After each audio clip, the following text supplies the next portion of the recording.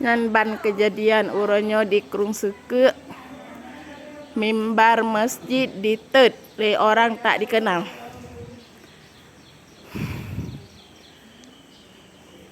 Muklam kejadian di Pohle malam.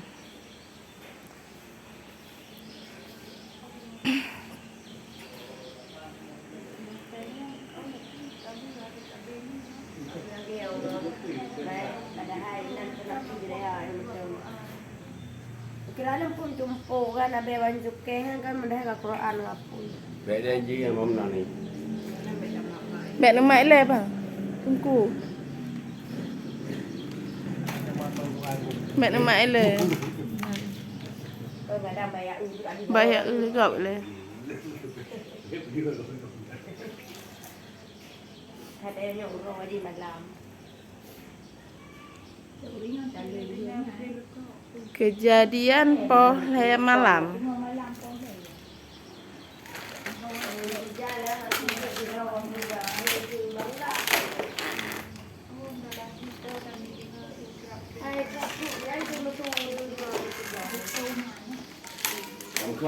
Al-Quran tutung.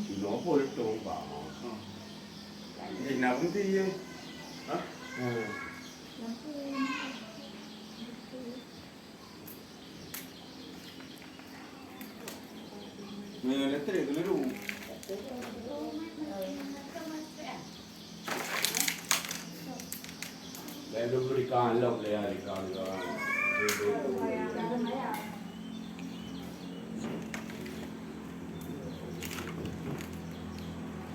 Quran itu.